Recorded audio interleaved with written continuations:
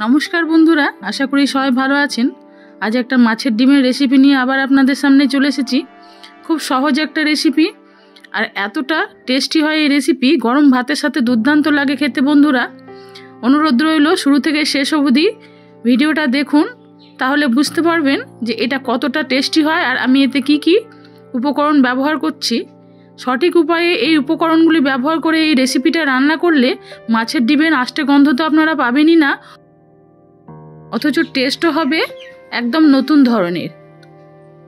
তাহলে চলুন রেসিপিটা শুরু করি। 300 গ্রাম মাছের ডিম নিয়েছিলাম, সেটাকে ধুয়ে আগের থেকে রেখে দিয়েছি। এবার এখানে একটা কাঁচা আলু খোসা ছাড়িয়ে ধুয়ে নিয়েছি, সেটাকে আমি একটু গ্রেট করে নিচ্ছি। দেখুন আলুটা গ্রেট করা হয়ে গেছে।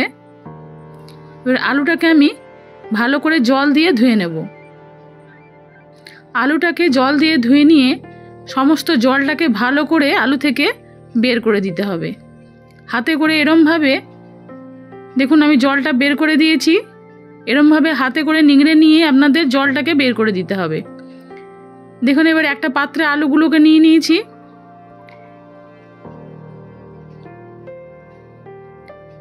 আলুর মধ্যে কিন্তু একটুও জল থাকলে চলবে না। এরপর দেখুন আমি এখানে আর যে উপকরণগুলো ব্যবহার করছি, কাঁচা লঙ্কা কুচি আর পেঁয়াজ কুচি নিয়েছি। একটা পেঁয়াজ নিয়েছি, 4টে কাঁচা লঙ্কা। এখানে 300 গ্রাম রুই মাছের ডিম নিয়েছি, আগের থেকে ধুয়ে পরিষ্কার করে রেখেছিলাম। বাকি উপকরণগুলো দিচ্ছি: হলুদ, পরিমাণ মতো লবণ, এখানে একটু পুদিনা পাতা দিয়ে দিলাম, একদম ফ্রেশ পুদিনা পাতা অবশ্যই ব্যবহার করবেন এই রেসিপিতে। আর দিয়ে দিচ্ছি খানিকটা লেবুর রস। এবার দিয়ে দিচ্ছি হাফ চামচ মতো কালো জিরে, ব্যাস। আর অন্য কোনো মশলা আমি এতে ব্যবহার করব না। মাছের ডিমের এই রেসিপিতে বেশি মশলা একদম ভালো লাগে না বন্ধুরা, তাহলে ডিমের যে টেস্ট সেটাই কিন্তু আর পাওয়া যায় না। সেই জন্য চেষ্টা করবেন আর অন্য কোনো মশলা ব্যবহার না করার, এতে কিন্তু রেসিপির টেস্ট খুব ভালো হবে। পুদিনা পাতা আর লেবুর রসটা দিয়েছি, এতে মাছের আষ্টে গন্ধটা একদম থাকবে না। এবার দিয়ে দিলাম 1 চামচ মতো বেসন। 300 গ্রাম ডিমের জন্য 1 চামচ বেসন যথেষ্ট। আরও একবার ভালো করে মেখে নিলাম এটাকে। এরপরে আমি এটাকে 5 মিনিট একটু রেস্টে রেখে দেব।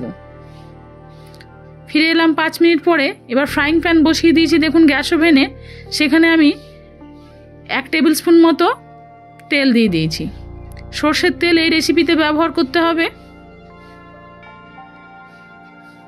এবার ডিমের মিশ্রণটাকে আমি ঢেলে দিলাম।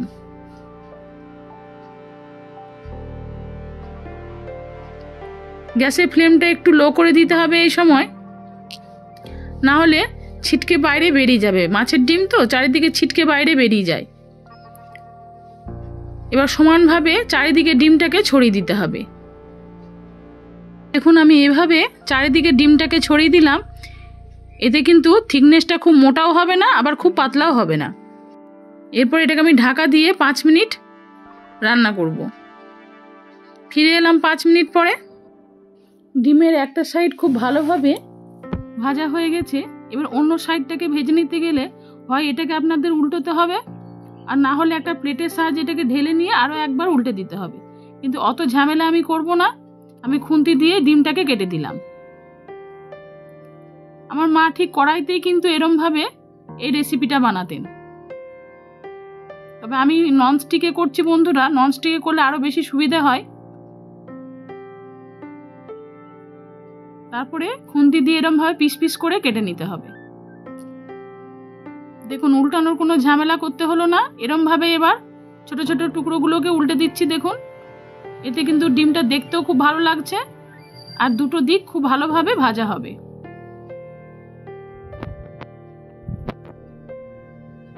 আমার চ্যানেল এখনও সাবস্ক্রাইব করা না থাকলে বন্ধুরা, আপনাদের কাছে অনুরোধ রইল আমার চ্যানেলটিকে সাবস্ক্রাইব করার। ভিডিওর পাশে থাকা বেল আইকনটি প্রেস করে আমাকে সাবস্ক্রাইব করলে আমি যে ভিডিওই আপলোড করব আপনারা তার প্রথম নোটিফিকেশান পেয়ে যাবেন।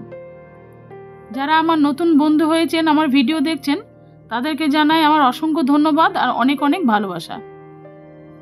আমি আরও কিছুটা তেল এবার দিয়ে দিচ্ছি, যাতে অন্য দিকটা খুব ভালোভাবে ভাজা হয়ে যায়। আবারও আমি 5 মিনিট একটু ঢাকা দিয়ে রেখে দিয়েছিলাম লো হিটে। দেখুন ডিমের বড়াটা খুব সুন্দরভাবে ভাজা হয়ে গেছে। এবার এগুলোকে আমি তুলে নিচ্ছি। আপনারা এরমভাবে বা এই প্রসেসে যদি বাড়িতে এই রকমভাবে বড়া বানিয়ে থাকেন তাহলে দেখবেন খেতেও খুব ভালো লাগে এবং সময়টাও খুব কম লাগে। সমস্ত বড়াগুলো আমার ভাজা হয়ে গেছে। এবার কড়াইতে আরও কিছুটা তেল দিয়ে আমি আলুগুলোকে ভেজে নেব। এই রেসিপিটা আপনারা আলু ছাড়াও করতে পারেন, তবে আলু দিলে খেতে বেশ ভালো লাগে। সামান্য একটু লবণ দিয়ে দিলাম। এবার আলুগুলোকে বেশ একটু লাল লাল করেই ভেজে নিতে হবে। আলুগুলো ভাজা হয়ে গেছে। এবার আলুগুলোকে তুলে নিয়ে আরও সামান্য কিছুটা তেল দিয়ে দিলাম, আমি প্রায় 2 চামচ মতো। আমি এখানে 5 ফোড়ন ব্যবহার করছি, আপনারা চাইলে গোটা গরম মশলাও এর মধ্যে দিতে পারেন। দিয়ে দিলাম পেঁয়াজ কুচি আর 3টে কাঁচা লঙ্কা। কাঁচা লঙ্কাগুলোকে একটু চিড়ে দিয়েছি আর একটা বড় সাইজের পেঁয়াজ ব্যবহার করেছি। খুব বেশি মশলা এই রেসিপিতে আমি ব্যবহার করব না। মশলার পরিমাণটা তুলনামূলক অন্যান্য রেসিপির থেকে একটু কম হবে। 1 চামচ আদা রসুন বাটা দিলাম। আবারও এটাকে একটু নেড়ে ভেজে নিতে হবে।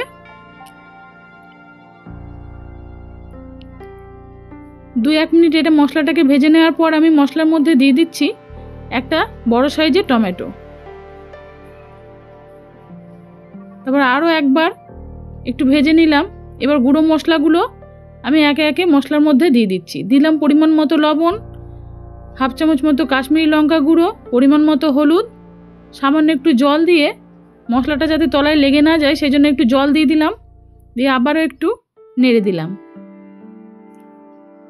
এরপরে আমি মশলার মধ্যে দিয়ে দিচ্ছি 1/2 চামচ মতো ধনে জিরে গুঁড়ো। তারপরে আবারও মশলাটাকে একটু ভেজে নিতে হবে।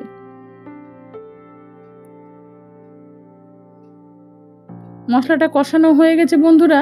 এরপর আমি এর মধ্যে দিয়ে দিচ্ছি ভেজে রাখা আলুগুলোকে দিয়েও সামান্য একটু জল দিয়ে দিলাম। তারপর আমি এটাকে ঢাকা দিয়ে প্রায় 5 মিনিট একটু রান্না করে নেব। ফিরে এলাম 5 মিনিট পরে। আলু আর মশলা খুব সুন্দরভাবে কষানো হয়ে গেছে। এই সময় আমি আরও কিছুটা গরম জল দিয়ে দিলাম। এরপর এটাকে আমি ঢাকা দিয়ে আলুগুলো যতক্ষণ না সেদ্ধ হচ্ছে এটাকে রান্না করে নেব। ফিরে এলাম প্রায় 8-10 মিনিট পরে। দেখুন আলুগুলো খুব ভালোভাবে সেদ্ধ হয়ে গেছে। এই সময় আমি ভেজে রাখা ডিমের বড়াগুলো বা ধোকাগুলো যেটা বলবেন আপনারা দিয়ে দিলাম।